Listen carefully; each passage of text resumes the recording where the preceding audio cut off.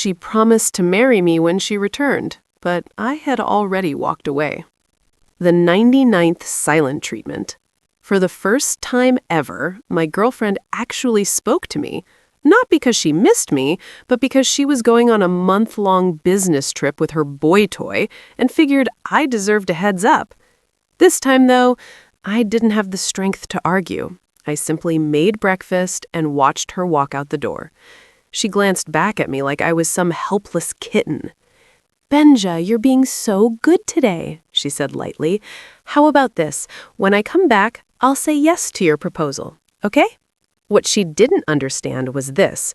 People who are truly determined to leave don't scream or fight. A month later, she came home from her trip and found the apartment completely empty. That was when she finally panicked. "You don't have to make breakfast for me today. I'm in a rush." I was standing at the stove when my girlfriend, Luciana, suddenly walked up beside me and rested her head lightly on my shoulder. The soft scent of her hair drifted into my nose. I frowned without realizing it. The feelings that used to stir in me just weren't there anymore. It was funny. I should have been thrilled. This was the first time she'd ever taken the initiative to break one of our Cold Wars. Before I could say anything, she spoke first. Her tone wasn't asking, it was informing. "I'm going on a business trip later. I won't be back for a month." She paused, her eyes flickering, like there was more she wanted to say. I kept my focus on the bacon in the pan, debating whether to slice it in half.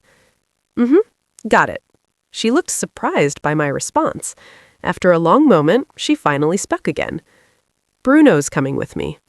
I cut the bacon straight down the middle. The knife hit the cutting board, and with that sound, the anxiety in my chest finally dropped away. What a joke. I wanted to slap myself. I still had hope. Makes sense," I said calmly. "He's your assistant. He should go." When had it all started? Out of all our Cold Wars, 9 out of 10 were because of Bruno. Bruno was Luciana's assistant, a fresh college graduate, lively, energetic, and good at sweet-talking her until she lost her sense of direction. Honestly, he was useless at his job. But Luciana liked to say he was young, ambitious, cheerful, and generous. Because of that, she took special care of him. Too much care. She crossed boundaries. It made me insanely jealous. This particular Cold War had started when I'd been working overtime and suddenly felt an intense, suffocating pain in my chest. Cold sweat poured down my face. I couldn't even sit upright before collapsing onto the floor. At that exact moment, Luciana walked past me, completely ignoring me, just to take Bruno out to a trendy restaurant she'd seen online. Maybe that was when it began, when my heart stopped reacting the way it used to. My emotions had become steady, just like now. Her brief display of tenderness today was nothing more than a one-sided update. Inside, I felt nothing at all. Luciana clearly didn't expect me to stay quiet after hearing Bruno's name. In the past, I didn't even need to see them together. Just hearing his name from her mouth was enough to ignite my jealousy. She stood on her tiptoes and lightly kissed my cheek. "Benja, don't worry," she said with a smile. "After this trip, Bruno should be able to handle things on his own. I'll make sure he becomes more independent. That way, I'll have more time for you." I hadn't planned on making breakfast for Luciana today. Just one serving, one pan, fewer dishes to wash. She sat across from me watching me eat. Afterwards, she even offered to wash the dishes. She'd never done that before, and I'd always let her off the hook. Dish soap is harsh on the hands. It's fine for a girl to take care of herself. But this time, I didn't say anything. I just watched her tie on the apron. She seemed to notice something and turned to smile at me. "What, thinking the kitchen isn't such a bad place?" she teased. "We can do things in here too. Just wait until I get back from the trip." She smiled brightly, as if we'd never fought at all. Her suggestive words sounded like sweet nothings between a loving couple. But all I could think was, what does that even mean? Forget it. It had nothing to do with me anymore. I knew exactly what this was, just Luciana trying to ease her own guilt. Before she could even start washing the dishes, the doorbell rang. Luciana immediately left the kitchen and rushed to the front door. The moment it opened, her voice lit up with excitement. "Bruno, why are you here so early?" I sneered inwardly. The second the bell rang, she ran straight past me to answer it. Wasn't she just waiting for him to pick her up? Bruno stood awkwardly in the doorway. "Luciana, I came to take you out for breakfast. Airport food is expensive and gross. I know a really good place on the way." His gaze dropped to her apron, then shifted to me leaning against the dining table. "Oh, hey Benjamin, you're here too?" He hesitated. Was Luciana doing the dishes? Let me help. Girls should take care of their hands, right?" He was young and energetic, practically radiating hormones like some innocent college boy in love. Luciana was completely smitten. Her grin was so wide it barely fit her face. She probably didn't even realize it, but the way she looked at Bruno was not the look of a boss towards an employee. She untied her apron, set it on the shoe cabinet, and reached for her suitcase. "It's fine, Benja will wash them," she said casually. "Can't have you doing it." I stayed silent, smiling faintly as I watched them. I didn't move. Bruno scanned me from head to toe, confused. "Did you make breakfast for Luciana?" "Benjamin, maybe I came too early," he said carefully, like he was walking on eggshells. Disappointment was written all over his face. Luciana quickly replied, "No, that was for him. I haven't eaten yet. I was waiting for you." "Huh?" Bruno's eyes lit up. "But that was Benjamin's plate." Luciana changed her shoes and placed her suitcase in front of him. Then she finally turned to me. "I'm heading out. You've been such a good boy today, Benja. When I come back, let's go register our marriage, okay?" She blew me a kiss and closed the door behind her. I pulled a cigarette from my pocket, lit it, and went back into the kitchen to wash the dishes. Luciana and I had been together for 10 years, from college until now. During that time, I'd proposed countless times. No matter how carefully I planned things or how sincere my words were, she always said she wasn't ready. Or she ignored me. Or she outright rejected me. And now, just to stop me from arguing over Bruno, she was willing to toss out a fake promise of marriage to shut me up. I shook my head and muttered, "Not okay. Not even close to okay." A bitter smile tugged at my lips. I wouldn't propose again. That would probably be a relief for her. After cleaning the kitchen, I sat on the couch and stared at the message on my phone. "Have you decided on switching jobs yet?" On one side was the plane ticket I'd booked 2 weeks ago. On the other was a message from a major company's HR department. Memories flooded my mind, until they froze on the image of Luciana and Bruno standing together. Should I cancel the flight? Should I quit? In the end, I replied to the message, packed my things, and walked out of the apartment I'd shared with Luciana for 7 years, without looking back. I stayed in the capital for Luciana. We were worlds apart. She was a rich heiress, and I was just an ordinary guy trying to survive in the city. To stand beside her, I worked day and night, pulling relentless overtime until I nearly dropped dead at my desk. I remembered it clearly. I couldn't even support myself in the chair before collapsing onto the floor. The entire office rushed over, teammates, even colleagues from the rival team I never got along with. No one stood by idly. Some cleared space, someone called 120, others laid me flat on the floor and asked if I was conscious. Only Luciana walked straight past me, keys in hand, smiling brightly. After I was rescued and stabilized at the hospital, the first people I saw were the rival team's lead and several of my own teammates running around, paying bills and speaking with doctors.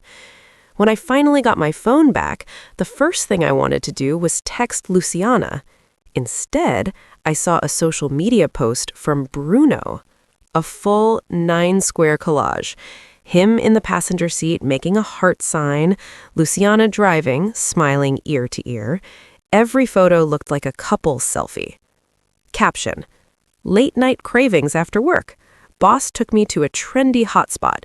Foodie life is amazing. My boss is the best in the world." Lying on that hospital bed, it felt like I'd been dunked into freezing water. My entire body trembled. I messaged Luciana asking where she was. She didn't reply until 11 p.m. She said she'd been entertaining clients over dinner and was now at KTV. She told me not to nag her, told me to stop checking up on her for no reason, said she already had to waste enough of her precious time dealing with my paranoia. She even said it would be embarrassing if a client saw my messages. I was discharged a week later. That night, we had a massive fight, though it was mostly me talking. I poured out everything I'd been holding inside. She hadn't even known I'd been hospitalized for an entire week. In the end, she responded with just one sentence. "You're still alive, aren't you?" That was the moment I realized words no longer mattered. Our 10 years together no longer mattered. From that day on, we entered a Cold War. She ignored me completely, like we were strangers. She stopped eating the breakfasts I made, stopped sleeping in the same room, stopped talking to me at all. This was her usual tactic. 10 years of love reduced to nothing more than two people sharing the same space, not even acquaintances. The business trip with Bruno wasn't the final straw. The truth was, our relationship had already ended the moment she said, "You're still alive, aren't you?" 10 years of love. Gone just like that. I packed my bags and went to the office alone to formally resign. What I didn't expect was to run into Luciana and Bruno, the two people who were supposed to be at the airport. By the printer, Bruno was clinging to Luciana's arm, acting playful and coy. "Sorry, Luciana, it's all my fault," he said. "I was so excited about our breakfast plans that I barely slept and totally forgot to print the contract. I delayed you again." Luciana let him cling to her left arm, while her right hand gently pinched his cheek. Her voice was soft. "It's fine. It's such a small thing. Am I really the kind of cold, heartless boss who would make a fuss over this?" As she spoke, her gaze drifted toward the door and landed on me. Her smile froze for a split second. Then she checked her watch, frowned, and spoke irritably. "Benjamin, you're just getting here? It's already an hour past clock-in.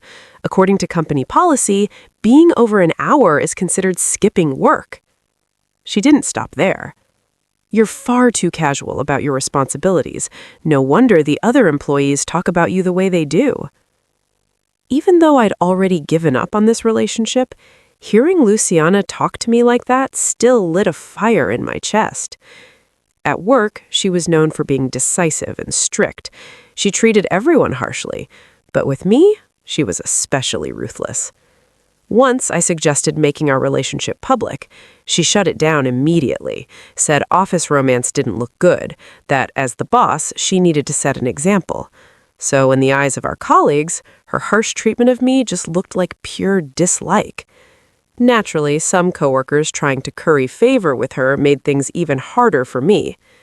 When I told Luciana about it, she just scoffed. Instead of showing concern, she told me to reflect on myself. Maybe I wasn't nice enough. Maybe I didn't have the skills or results to win people over. In her eyes, every grievance I had was just an excuse. Later, she even sent a message in the company group chat asking everyone to act professionally and maintain a positive working environment. That message didn't help at all. If anything, it made the way people looked at me even stranger. Back then, I was actually touched. I thought she was standing up for me, that she was so hard on me because I was special to her. Looking back now, was that not just emotional manipulation? She isolated me from my colleagues, then tossed me a smile so I'd stay loyal, like a dog with nowhere else to go. I took a deep breath and pulled out the resignation letter I'd prepared long ago, handed it to her. "I'm resigning, Luciana." She froze, confusion flashing across her face. Bruno immediately chimed in. "Luciana, it's probably because Benjamin's worried about you. Wasn't he already jealous last time just because you took me to that trendy restaurant?" He looked at me with provocation in his eyes, lips curling into a slow smirk, like he was claiming territory. Benjamin, seriously, this trip is strictly business. That restaurant last time, a client liked it, so we had to go." Hearing that, Luciana's expression turned ice cold. Her voice grew impatient. "Benjamin, stop wasting my time with this nonsense. We talked this morning. I'm going on a month-long trip, and when I come back, I said I'd accept your proposal. You're not a kid anymore. Can you stop acting like some romance novel lead playing hard to get? Instead of pulling stunts like this, how about focusing on your performance?" I looked at her calmly. Honestly, I didn't even need to hand her the resignation letter directly. She just happened to be standing there. Looks like I still had to go through HR anyway. After all, I was just a regular employee. No need to break protocol just to get the boss's signature. Bruno tugged at Luciana's sleeve and spoke again. "Luciana, I think I get it now. Didn't Benjamin ask for a raise 3 months ago? Maybe this is about that." Then he turned to me. "Benjamin, I'll talk to Luciana for you, okay? Next time for sure. Just don't threaten her like this. She's already under a lot of pressure." In just a few sentences, Bruno pinned the blame on me and sweet-talked Luciana into calming down. Suddenly, I felt dazed. It hit me. I hadn't talked to Luciana like this in a long time. That was probably when it started, when my heart gave up and I didn't even notice. Luciana's tightly furrowed brows finally relaxed. "So this whole scene this morning was about a raise. Fine, when I get back, I'll give you one. Happy now?" The two of them moved in perfect sync, like a rehearsed routine. With my abilities and years at the company, I should have been promoted long ago. Forget team lead, I could have been a project manager, even department head. But what did Luciana say? She said we needed to give hope to new employees, that young staff needed to see opportunity, that promoting me would crush their spirits. So I was excluded. All those years, and I was still just a regular employee. Realizing all of this, I couldn't help but laugh at how ridiculous I'd been. Seeing that I didn't respond, Luciana handed the contract to Bruno and glanced disdainfully at my resignation letter still hovering mid-air. "Put that away. Don't bother me with this crap. Besides, the raise I'll promote you to. Is that enough? I'll tell HR today doesn't count as an absence. Go back to your desk and get to work." With that, she left the office with Bruno. I stood there, staring at the resignation letter in my hand. I shook my head. Then I turned and walked straight to HR. I handed in the letter. It was approved quickly. In their eyes, I was just another senior employee. Nothing special. Someone my age, give it a couple more years and they'd find some excuse to lay me off anyway. Once I accepted that, I packed my things and headed home. 3 days after returning to my hometown, I got a job at a local e-commerce warehouse. The pay wasn't great, but the work was easy. As a seasoned programmer, it was almost laughably simple. Life back home moved at a slower pace. Workdays were relaxed. On weekends, I took long walks, went for runs, or woke up at 4 or 5 in the morning to fish all day with other anglers. Every now and then, I checked social media. Bruno posted constantly. His feed was basically spam. Photos of him and Luciana eating, drinking, sightseeing at popular tourist spots. It didn't look like a business trip. It looked like a honeymoon. Anyone who didn't know them would have thought they were newlyweds. In every photo, Luciana looked genuinely happy. Nothing about it suggested a boss-subordinate relationship. Her smile never faded. They even posed in coordinated heart shapes across multiple 9-square grids. There were dance challenge videos, too. In one comment, Bruno wrote, "Too many people at these trendy spots. If it weren't for my gorgeous, sweet, amazing boss, I wouldn't bother squeezing through crowds. Next time, let's road trip through the grasslands." Luciana replied, "Sure, next time I'll take you to the grasslands. Horseback riding, lamb barbecue, the works." I chuckled bitterly. The kind of tiresome travel Bruno pretended to hate had once been my dream. In all the years Luciana and I were together, we'd never gone on vacation, not even a short trip like a normal couple. She always said she hated traveling, said I was frivolous and cared too much about fun instead of ambition. But now, the same Luciana who claimed to hate travel was going everywhere with Bruno, enjoying every moment. She didn't hate traveling. She just didn't want to travel with me. In the comments, I saw familiar colleagues joking about wedding bills. Others made veiled, sarcastic remarks, all aimed at me. Where's Benjamin now? Why isn't he here dropping passive-aggressive wisdom? In the entire company, only Bruno had known about my relationship with Luciana. Back then, whenever coworkers gossiped about them, I'd shut it down. Even when Bruno posted photos, I'd jump into the comments with bitter sarcasm. Over time, everyone saw me as a twisted, bitter old man, jealous, angry, incapable of finding a girlfriend, dragging others down. Luciana even fought with me over it, warning me to stop commenting under Bruno's posts. Looking back now, I was just stupid. Every one of Bruno's posts was meant to provoke me, but without Luciana's permission, her indulgence, he would never have dared be so shameless. At some point, Luciana began letting Bruno. I let out another impatient tisk. Luciana, I said, flatly, stop acting like the victim. There was a sharp inhale on the other end of the line, like she hadn't expected that answer. I accused you? I continued calmly. You disappear for 2 months with another man, post couple photos every day, forget I exist, then suddenly I'm the heartless one because I didn't jump when you called? Her breathing turned uneven. I didn't forget you, she said stubbornly. I was busy. Busy. That single word made something inside me finally snap, not in anger, but in clarity. Busy? I repeated softly. Luciana, when I collapsed at work, I almost died. Busy didn't stop you from driving Bruno to late-night food spots. Busy didn't stop you from smiling in his selfies. Busy only applied to me. She went quiet. For a moment, all I could hear was faint background noise.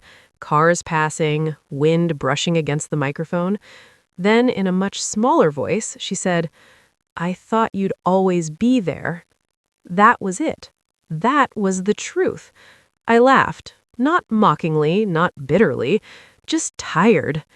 That's exactly the problem, I said. You never thought you had to choose me. Another pause. Bruno tried to cut in. Benjamin, you're being unreasonable. Lulu was just... Stay out of it, I interrupted coldly. This is between me and her. Or rather, what used to be. Luciana's voice trembled. Benja, if you come back now, we can pretend nothing happened. I'll cut contact with Bruno. We'll register the marriage. I swear. I looked down at the beer can in my hand, condensation dripping onto the table. Outside, the night was quiet, peaceful. For the first time in 10 years, my life didn't revolve around her moods. I said, no, simply. Her breath hitched. What do you mean, no? I mean, I'm done pretending, I replied. I already left. I already chose myself. Silence.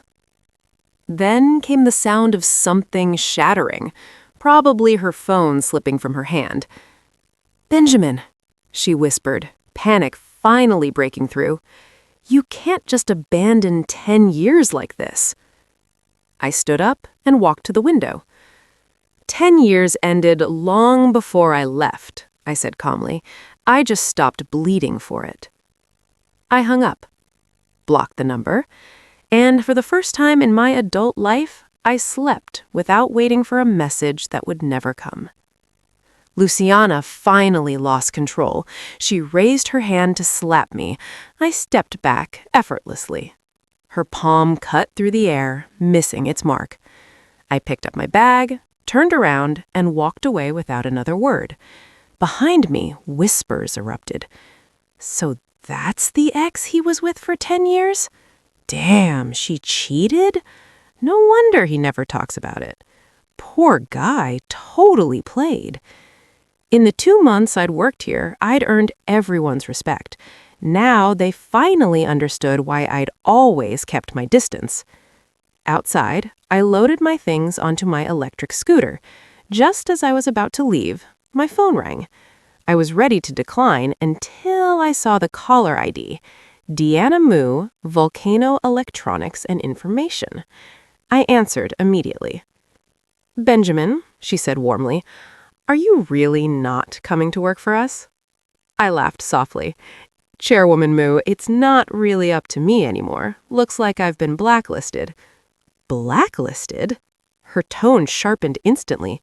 By whom? Luciana? Yes.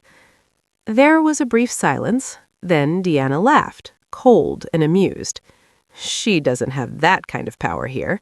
Our company is several tiers above hers.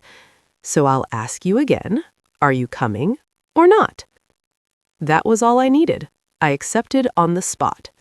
By afternoon, I'd packed everything and booked the earliest flight to the capital. By evening, I'd signed my contract. Senior engineer. Promotion to expert engineer after the project concluded. And irony had a sense of humor. The project was the same one I'd been freelancing on all along. The next morning, I joined the team. Before I even sat down, people swarmed me. No way, you're Falcon? Chairwoman Moo finally got you? Damn, legend confirmed. For the first time in years, I felt it clearly. This is how life was supposed to feel. That afternoon, Deanna summoned me to her office. Luciana was there. The air was tense, sharp as could cut. Deanna smirked. Took me 8 months to recruit him, Luciana. You show up now? Too late. She stood, glanced at me, and whispered as she passed. Our grudge goes back to childhood, but hiring you, that's business. The door closed. Only Luciana and I remained. She bit her lip, irritated. What do you want, Benjamin? Can you stop causing trouble? I scoffed. People aim higher. She clenched her fists. Finally, she softened, the familiar tactic. Fine, I'll distance myself from Bruno. No, Assistant Wu. I'll move him to another department. Just come home. I pulled out my phone and turned the screen toward her. Bruno's social feed. Endless photos. Endless intimacy. Her face drained of color. I told him to block you, she muttered. Then desperation spilled out. I'll announce us publicly. Promotion, raise, vice president, I'll give you everything. I looked at her calmly. For 10 years, you gave me promises. Deanna gave me results in 8 months. If Bruno had even half my ability, you wouldn't be here. She blurted out without thinking. I would still be here. I love you. I pried her hand off my arm. Is it love? I asked quietly. Or just habit?